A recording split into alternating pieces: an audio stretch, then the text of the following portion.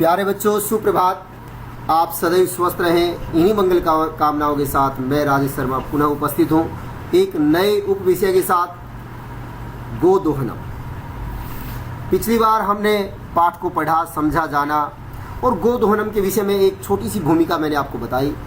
वो शायद आपने समझ ली होगी, क्योंकि मैंने बार बार आपको एक बात आपसे निवेदन किया था कि मैं जो पाठ पढ़ा रहा हूँ, मैं जो आपको गोदोहनम के विषय में जो बता रहा हूँ, मैंने जो कहानी बताई, आपको थोड़ी भूमिका बताई, तो उसको जैसे ये पाठ का नाम लिया जाएगा तो आपको नयापन न लगे, आपको लगे कि हाँ हमने इस पाठ को सुना है, समझा है। तो आपने इस पाठ को समझा होगा, सुना होगा।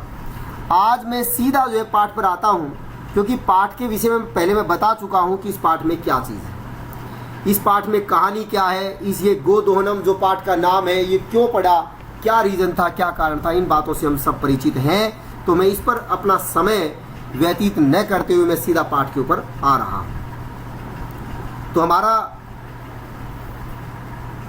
पाठ है गोदोहनम। तो पहला जो दृश्य है, ये एक नाटक है और इस नाटक में 5 दृश्य है। तो मैं सबसे पहले प्रथमम दृश्यम, पहले दृश्य पर आता। तो पहला दृश्य में क्या कहा गया, एक नाटक में मल्लिका और चंदन आपस में बात कर रहे हैं। ये आपस में पति और पत्नी है। और मल्लिका क्या कहती है, चंदन क्या कहता है। मल्लिका मोदकानि रचयंत, मल्लिका लड्डू बनाती है। मंद स्वरेण शिव स्तुतिम करोति, और धीरे धीरे स्वर में शिव स्तुति करती है। तथा प्रविशति, और इसके पश्चात प्रवेश करता है मोदक गंधम, लड्डुओं की गंध, सुगंध का अनुभव करते हुए प्रसन्न मना चंदन, प्रसन्न मन वाला चंदन। अब देखिए, मल्लिका इसकी जो पत्नी है, चंदन की पत्नी, वो उसने लड्डू बनाए और बड़े मंद स्वर में शिव स्तुति कर रही है। और इसके पश्चात जब लड्डुओं की सुगंध लेता हुआ उसका पति चंदन जो है घर में प्रवेश करता है। ये हमारा प्रथम दृश्य है और ये पहला जो नाटक है यहीं से प्रारंभ होता है। तो थोड़ा सा जो मैं ग्रामर के विषय में बात कर लें कि मल्लिका मोदकानि रचयंती, मल्लिका लड्डुओं को बनाती है। मोदकानि कहाँ बनता है, मोदकम, मोदके, मोदकानि, यानी प्रथमा विभक्ति बहुवचन नपुंसकलिंग। रचयंती बनाती है, बनाती हुई। देखिए, रचयंती बनाती हुई, मैंने आपको बताया था कि क्षत्रिय जो प्रत्यय है, और मैंने हमारी पहली बात हुई थी कि जब रचयंती में अगर ई दीर्घ आ जाता है तो ये समझ लेना कि वहां पर क्षत्रिय प्रत्यय है। और यदि ह्रस्व जो अगर वो आता है, ई आता है, तो वो वहां पर जो है लट लकार प्रथम पुरुष बहुवचन है। जैसे पठती, पठतः, पठंती, उसमें ई जो है वो ह्रस्व आता है, यानी कि छोटी ई आती है। और रचयंती अगर दीर्घ आता है तो इसका मतलब ये क्षत्रिय प्रत्यांत है, क्षत्रिय जो है इसमें क्षत्रिय प्रत्यय से युक्त है और वो स्त्रीलिंग में है। वो जो है उसका जो वो पुल्लिंग में नहीं, बल्कि जो वो स्त्रीलिंग में है। तो यहाँ पर क्या, मल्लिका लड्डुओं को बनाती हुई, गच्छन्ति जाती हुई, पठन्ति पढ़ती हुई, लिखन्ति लिखती हुई, मंद स्वरेण, मंद मंद स्वर में शिव स्तुतिम करोति, शिव की स्तुति करती है। अब देखिए, मंद स्वरेण, मंदेन स्वरेण शिव स्तुतिम करोति। तथा प्रविशति, इसके पश्चात प्रवेश करता मोदक गंधम अनुभवन। अब अनुभवन में फिर जो है इसमें क्षत्रिय प्रत्यय आ गया। अब अनुभवन आया इसमें, अनुभवन, पठन पढ़ते हुए, अनुभवन अनुभव करते हुए, प्रसन्न मना, प्रसन्न मन वाला चंदन। अब चंदन, चंदन जब उसको देखता है, आहा अरे सुगंधस्तु मनोहर, सुगंध तो बहुत मन को हरने वाली, यानी बहुत अच्छी है। सुगंधस्तु कहता, सुगंध तो मनोहर, बड़ा मन को हरने वाली है। विलोक्य देखकर, अरे मोदकानि रच्यन्ते, अरे लड्डू बना रही हो, प्रसन्न भूत्वा, और प्रसन्न होकर, आस्वादयामि तावत्, फिर तो मैं लड्डू का मजा लेता हूँ, यानी कि उसको चखता हूँ। मोदकम गृहीतुम इच्छति, और लड्डू लेने की इच्छा करता है। अब ये ध्यान दें, यहाँ पर जो जैसे आया कि चंदन है, चंदन, आहा सुगंधस्तु, आहा अरे, ये एक विस्मय आदिबोधक जो चिन्ह जो हम कहते हैं, आहा अरे सुगंधस्तु। देखिए, सुगंधस्तु में संधि विच्छेद क्या होगा, सुगंध प्लस तु। मनोहर, मनोहर का संधि विच्छेद क्या होगा, मन प्लस हर। अगर आपको ध्यान में हो तो उत्तर संधि का उदाहरण है ये, क्योंकि पूर्व पद में विसर्गों से पहले अ हो और उत्तर पद में किसी वर्ग का तीसरा, चौथा, पांचवा या फिर य है आ जाए तो फिर जो है विसर्गों को ओ हो जाता है, मनोहर। विलोक्य, विउपसर्ग लुक धातु ले प्रत्यय, अये मोदकानि रच्यन्ते, अरे लड्डुओं को बना रहे हो, रच्यन्ते। देखिए सेवते सेवते सेवन्ते, रच्यते रच्यते रच्यन्ते, अरे मोदकानि रच्यन्ते, लड्डुओं को बना रही हो। प्रसन्न भूत्वा, प्रसन्न होकर, भूत्वा भूधातु गत्वा प्रत्यास्वादयामि, फिर तो चखता हूँ, उसका आस्वादन लेता हूँ, यानी उसका मजा लेता हूँ। तावत तब तो मोदकम गृहीतुम इच्छामि इच्छति, और लड्डू को गृहीतुम लेने की इच्छा करता है। गृहीतुम, गृह धातु तुम प्रत्यय, गृहीतुम इच्छति लेना चाहता है। देखिए गृहीतुम इच्छति में संयोग है, यहाँ पर संधि नहीं है, ये ध्यान रखना। हाँ, प्रत्यय तुमुन है।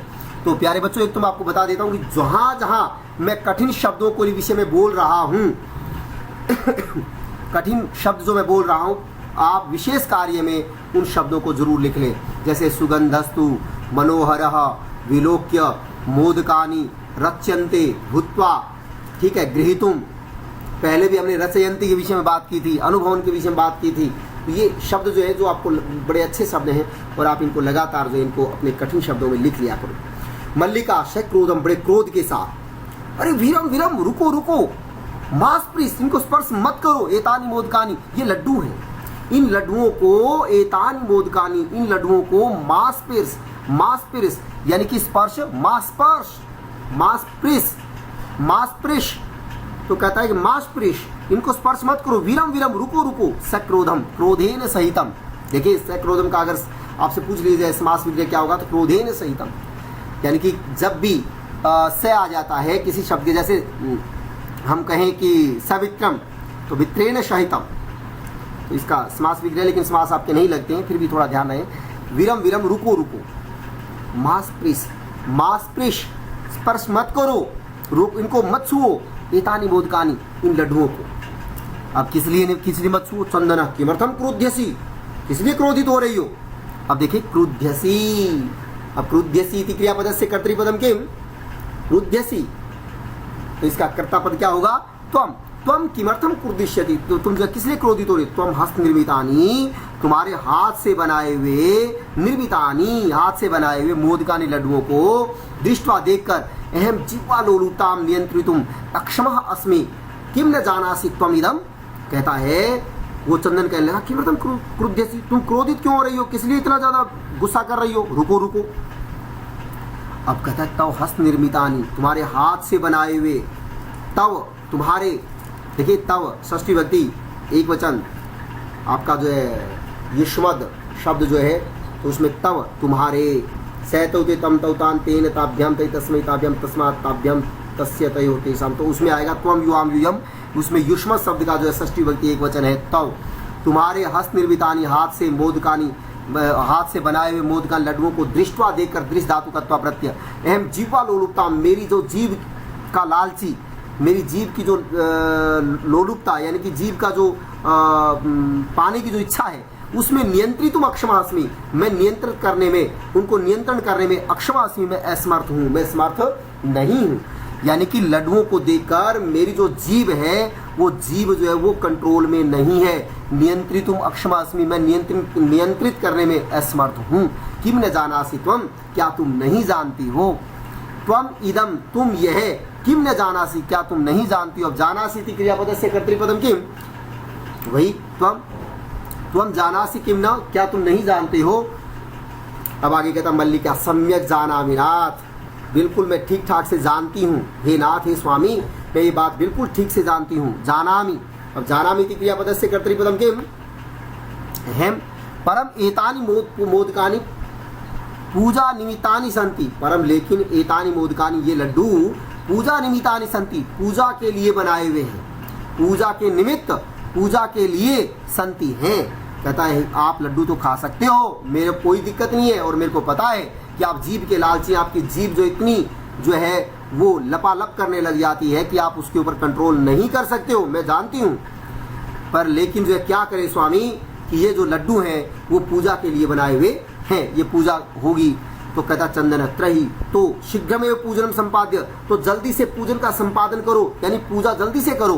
प्रसादम च देही, और मुझे प्रसाद दो, यानी कि मुझे जो ये लड्डू है मुझे जल्दी चाहिए। देही, अब देही कहाँ बनता है, वही लोट लकार मध्यम पुरुष एक वचन, देही, दो, प्रसादम च देही, और तुम मुझे प्रसाद दो।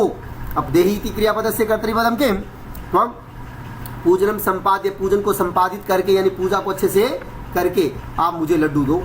अब देखिए मल्लिका कहती है भो अरे अत्र पूजनम न भविष्यति, यहाँ पर अभी पूजन नहीं होगा। अत्र पूजनम न भविष्यति, अभी यहाँ पर पूजन नहीं होगा। अहम स्वसखी भी, मैं अपने सखियों के सह साथ श्वः कल प्रातः काशी विश्वनाथ मंदिरम प्रति गमिष्यामि, मैं कल जो है अपनी सखियों के साथ श्वः कल जो है प्रातः काल काशी विश्वनाथ मंदिर की ओर जाऊंगी। तत्र गंगा स्नानम धर्म यात्रांच वयम करिष्यामः, और वहां पर गंगा स्नान और धर्म यात्रा को हम सब करेंगी। अब देखिए ध्यान से सुने कि देखिए अत्र पूजनम न भविष्यति, वो बोला कि जल्दी से पूजा करो। अब चंदन कहने लगा जल्दी से पूजा करो, तो मल्लिका कि नहीं नहीं नहीं नहीं नहीं, नहीं। यहाँ पर अब पूजा नहीं होगा, क्योंकि मैं स्वसखी भी सह, अपनी सखियों के साथ, देखिए सह के योग में कौन सी व्यक्ति आती है, तृतीया। स्वः श्वः प्रातः कल प्रातः काल काशी विश्वनाथ मंदिरम प्रति गमिष्यामि, काशी विश्वनाथ मंदिर की ओर गमिष्यामि जाऊंगी। अब देखिए प्रति योग में कौन सी व्यक्ति आती है, द्वितीया। विश्वनाथ मंदिरम प्रति, मंदिर की ओर जाऊंगी। तत्र गंगा स्नानम, और वहां पर गंगा स्नान, धर्म यात्राम च, और धर्म यात्रा को वयम करिष्यामः, हम सब करेंगी। अब देखिए यहाँ पर आपको देखने वाली बात यह है धर्म यात्रांच, अभी इसमें संधि विच्छेद क्या होगा, धर्म यात्राम प्लस च। ध्यान दें स्टूडेंट्स, जब भी पूर्व पद में अंतिम वर्ण यदि मैं आ जाए, यानी किसी वर्ग का अंतिम अक्षर यानी मैं आ जाए, और उत्तर पद में अगर कोई भी किसी वर्ग का जो भी अक्षर है उसको मैं को जो है उसी वर्ग का अंतिम अक्षर हो जाता है। जैसे च आ गया तो च का अंतिम अक्षर क्या होगा, च छ ज झ य, तो यहाँ पर धर्म यात्रायंच, धर्म यात्रायंच। और यदि फिर भी जो है, ध्यान दे बच्चों, मैं आपको पुनः एक बार बता रहा हूँ कि आप इसको ध्यान से सुनोगे, और फिर यदि आपको कोई भी प्रश्न है किसी प्रकार का तो आप मेरे को लाइव कक्षा में आप मेरे से पूछोगे, मैं आपको बहुत अच्छे से समझा पाऊंगा। तो वयम करिष्यामः धर्म यात्रांच वयम करिष्यामः, और धर्म यात्रा को हम सब करेंगे। अब करिष्यामः इति क्रियापदस्य कर्तृपदम किम, वयम।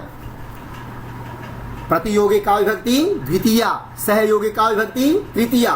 तो ये ध्यान दें, चंदन सखी भी सह, अपनी चंदन कहता है सखी भी सह, सखियों के साथ, न मया सह, मेरे साथ नहीं, विषादम नाटयति, और थोड़ा गुस्सा करता है, यानी दुख का अनुभव करता है, दुख का नाटक करता है कि मुझे बड़ी तकलीफ हो रही है कि मेरे साथ तुम नहीं जाती हो, मैं तुम्हारा पति हूँ, तुम मेरे साथ न जाकर के सखी भी सह, अपनी सखियों के साथ जाओगी, न मया सह, मेरे साथ नहीं जाओगी, विषादम नाटयति, दुख का आभास करता है, दुख का नाटक करता है।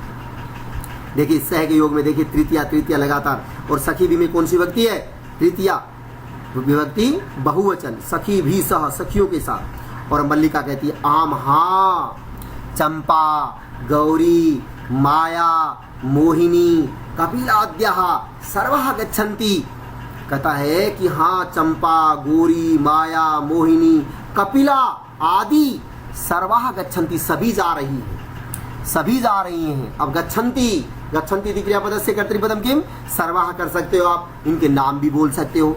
तो ठीक है, कपिला आदयः, कपिला आदि जितनी भी हैं, यानी ये तो जा रही हैं, और भी हैं, सर्वा गच्छन्ति, सभी जा रही हैं। अतः इसलिए मया सह तव आगमनस्य औचित्यम नास्ति, इसलिए मेरे साथ तुम्हारे आगमन का औचित्य नहीं है, क्योंकि हम औरतें हैं, हम सारी औरतें इकट्ठी जा रही हैं, और उसमें आप पुरुष जो है अकेले, वो फिर अच्छा नहीं लगेगा।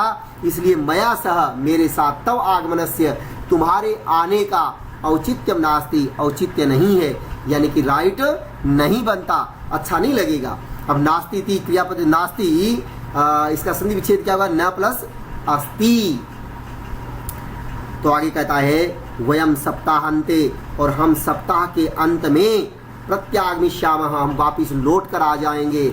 हम सब सप्ताह के अंत में, यानी एक सप्ताह के बाद, प्रत्यागमिष्यामः, वापिस फिर से आगमिष्यामः आ जाएंगी।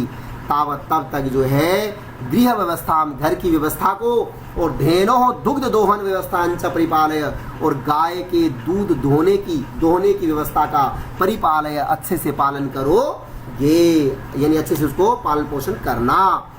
अब ध्यान दे, वयम सप्ताहांते, हम सब सप्ताह के अंत में प्रत्यागमिष्यामः, फिर से आएंगी। अब देखिए आगमिष्यामः इति क्रियापदस्य कर्तृपदम वयम, तावत, तब तक जो है, तो उसने कहा कि तब तक तुम क्या करोगे, तुम गृह व्यवस्था, घर की व्यवस्था को देखोगे, और धेनो दुग्ध दोहन व्यवस्था, और धेनो यानी गऊ के दुग्ध दोहने की व्यवस्था का परिपालय अच्छे से पालन करोगे। अब देखिए व्यवस्थाम प्लस वही संधि आ गई, ठीक है, इसी का ध्यान दोगे। तो ये आज प्यारे बच्चों ये अपना पहला दृश्य था। आज हम पहले दृश्य तक ही बात करेंगे। मैंने पहले दृश्य को आपको अच्छे से पढ़ाने का एक प्रयास किया है और मेरे को लगता है कि आप इस दृश्य को अगर सुनने के बाद आपके दिमाग में किसी प्रकार का कोई प्रश्न नहीं रहेगा, लेकिन फिर भी यदि कोई प्रश्न हो तो आप मेरे को लाइव कक्षा में पूछेंगे, जिससे हम आपको अच्छे से समझा पाएंगे। एक बार इतने अच्छे से ये भेजने के बाद और लाइव कक्षा में पुनः इसको पढ़ाने के बाद मेरे को नहीं लगता कि आपका कोई प्रश्न रहेगा। तो प्यारे बच्चों आप कक्षा के अंदर लगातार जुड़िए मेरे साथ जो है, और आपको पता है कि जो हमारा ऑफलाइन वाला जो समय था वो समय अब जो है हम उसको फॉलो करेंगे। हम उस समय के अनुसार जो है हम अपनी कक्षा को लेंगे, तो उस समय के अनुसार आप अपनी कक्षा में तैयार रहेंगे। तो आप जो हम मिलते हैं फिर लाइव कक्षा में पुनः एक बार। तो तब तक के लिए अपनी वाणी को विराम देता हूं और आप सभी बच्चों के लिए परिवार सहित उत्तम स्वास्थ्य की कामना करता हूं। इति ओम सम धन्यवादः।